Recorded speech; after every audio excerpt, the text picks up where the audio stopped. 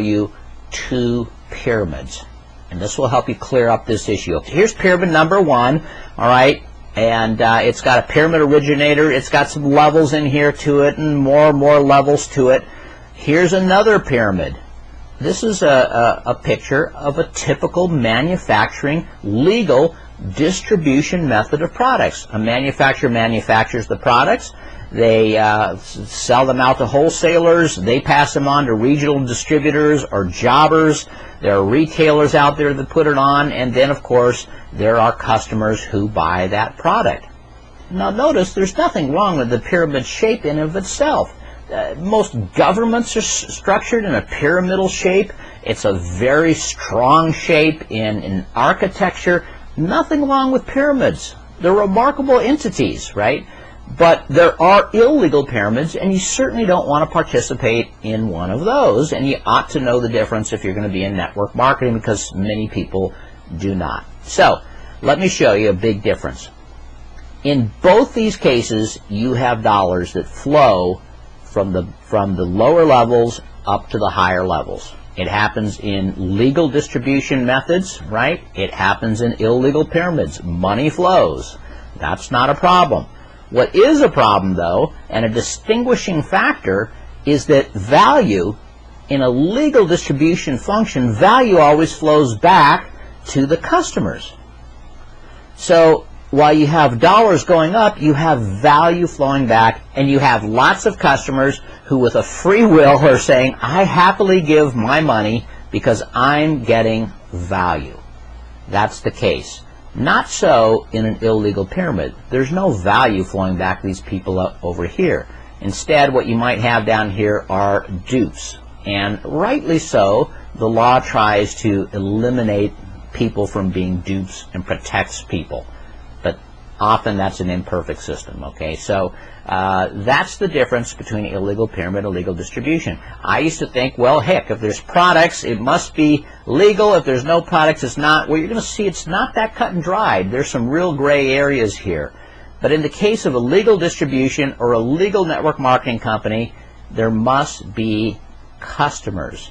So the first thing you can do if you're looking at a business venture that someone says is a multi-level marketing venture, or they deny it, in either case, the question is, are there some customers? Are there real customers who buy the products or service and even reorder even though they're not part of the comp plan?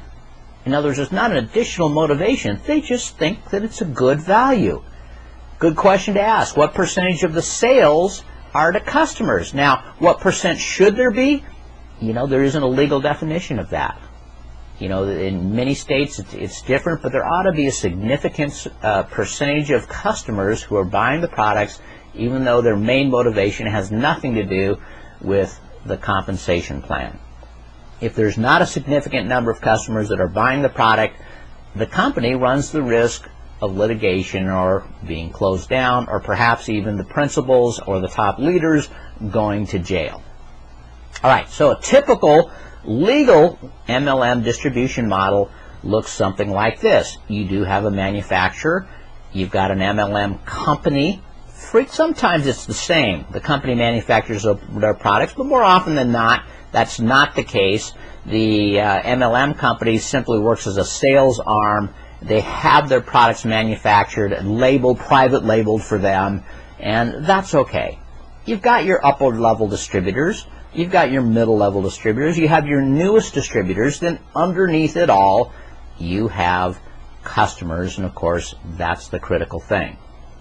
You have to have dollars flowing up. You know, I mean, obviously, if there's no dollars flowing up, you're in trouble. And to be legal, you have to have value flowing back through the ranks to the customers ultimately. Now, here's another question that comes up. It's a myth I want to dispel. Does it matter how many levels there are between the manufacturer and the customers? Does that matter at all?